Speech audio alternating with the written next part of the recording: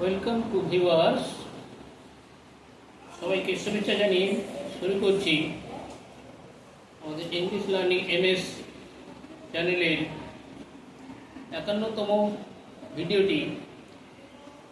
এটিতে অষ্টম শ্রেণীর সেকেন্ড সাবমেটিভ পরীক্ষার কিছু সাজেশন। এর আগে ৪৯ নম্বর পর্বে ১৫টা প্রশ্ন আলোচনা করা হয়েছিল। আর ১৬ নম্বর প্রশ্ন থেকে শুরু করছি। এমসিকিউ, প্রাকৃতিক ঘটনা ও তার বিশ্লেষণ। বজ্রপাত সম্পর্কে। বজ্রপাত বেশি হয় কোন সময়? গ্রীষ্মকালে, বর্ষাকালে, শীতকালে, বসন্তকালে? সঠিক উত্তর গ্রীষ্মকালে। ১৭ নম্বর প্রশ্নে ৫০ কিলোমিটার উপরের আকাশ আর ভূপৃষ্ঠের মধ্যে বিভব পার্থক্য হল ২ লক্ষ, ৩ লক্ষ, ৪ লক্ষ, ৫ লক্ষ ভোল্ট। সঠিক অ্যান্সার ৪ লক্ষ ভোল্ট।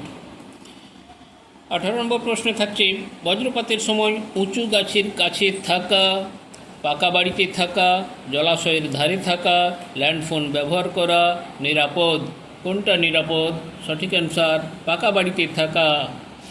প্রশ্ন ১৯, বজ্র নিরোধকের মাধ্যমে তড়িৎ প্রবাহ আকাশে ফিরে যায়, না বাড়ির দেওয়ালে জমে থাকে, না বাতাসে মিশে যায়, না মাটিতে চলে যায়? সঠিক অ্যান্সার মাটিতে চলে যায়।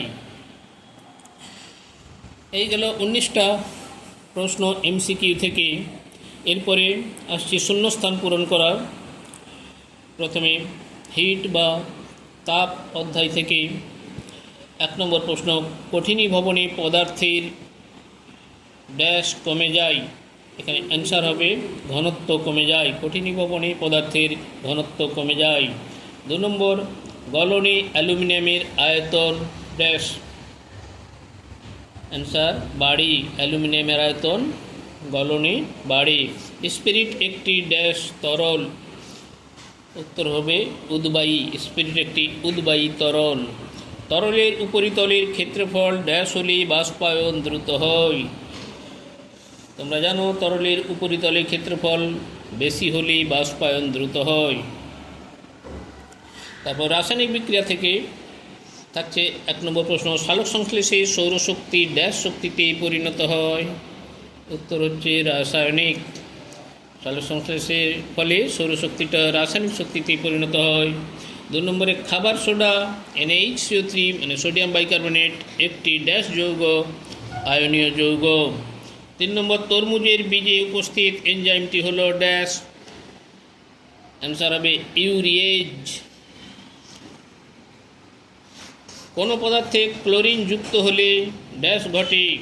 উত্তর হবে জারণ ঘটে। পরের প্রশ্ন রাসায়নিক বিক্রিয়া থেকে শূন্যস্থান পূরণ। ৫ নম্বর প্রশ্ন, যে পদার্থ ইলেকট্রন ত্যাগ করে সেটি হলো ড্যাশ, সেটি বিজারক। ৬ নম্বর প্রশ্নে মরচে হলো শোধক ড্যাশ মানে শোধক ফেরিক অক্সাইড। শোধক ফেরিক অক্সাইডকে বলা হয় মরচে। ৭ নম্বরে একটা রাসায়নিক বিক্রিয়া থাকছে ZnO plus C, Zn plus CO।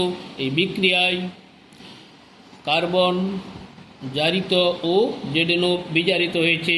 এখানে কার্বন ও ZnO জায়গায় শূন্যস্থান থাকছে, এখানে বসাতে হবে আপনাকে। প্রথম শূন্যস্থানে কার্বন, দ্বিতীয় শূন্যস্থানে ZnO।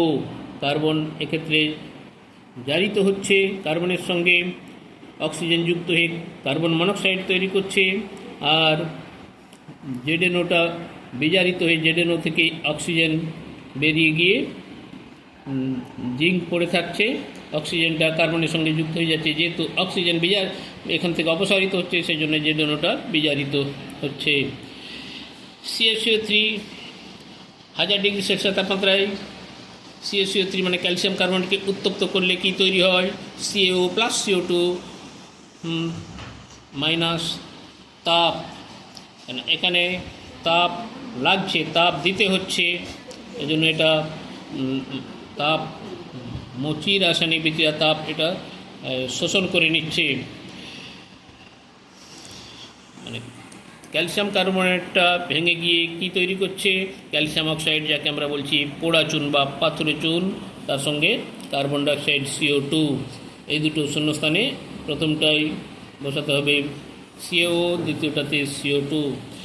তড়িতের রাসায়নিক প্রভাব, টর্চে আলো জ্বালাতে ড্যাশ ব্যবহার করা হয়, অ্যান্সার হবে LED। 10 নম্বর প্রশ্ন, নারকেল তেলে তড়িৎ পরিবাহিতা ড্যাশ, নারকেল তেলে তড়িৎ পরিবাহিতা খুব কম। 11 নম্বর, জলের তড়িৎ বিশ্লেষণে হাইড্রোজেন ও অক্সিজেন উৎপন্ন হয়, হাইড্রোজেন অক্সিজেনের শূন্যস্থানে জায়গায় প্রথমে হাইড্রোজেন তারপরে অক্সিজেন বসাতে হবে। 12 নম্বর প্রশ্নে, ড্যাশ সমযোজী যৌগ হলেও তড়িৎ পরিবহন করে, HCl হাইড্রোক্লোরিক অ্যাসিড, এটা একটা সমযোজী যৌগ, তা সত্ত্বেও এটা তড়িৎ পরিবহন করে। এরপরে থাকছে প্রাকৃতিক ঘটনা ও তার বিশ্লেষণ থেকে 4টা প্রশ্ন। 13 নম্বরে, রেলগাড়ির যে অংশটি বৈদ্যুতিক তারকে ছুঁয়েছে তাকে বলা হয় ড্যাশ, তাকে বলা হয় পেন্টোগ্রাফ।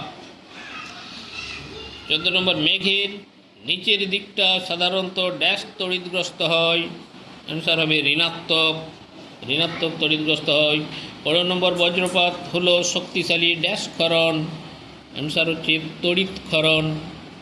16 নম্বর, বজ্রপাত থেকে বাড়িকে রক্ষা করে ড্যাশ, বজ্রপাত থেকে বাড়িতে রক্ষা করে বজ্র নিরোধক। তো প্রিয় দর্শক, যদি ভিডিওটি ভালো লেগে থাকে তাহলে অবশ্যই কমেন্টস করে জানাবেন, বেশি বেশি করে শেয়ার করবেন ও একটি লাইক দিয়ে দেবেন, আর প্রথমেই সাবস্ক্রাইব করে নেবেন ও বেল আইকনটি অন করে দেবেন, তাহলে সবার আগে পৌঁছে যাবে আমাদের নোটিফিকেশন আপনার কাছে। সবাই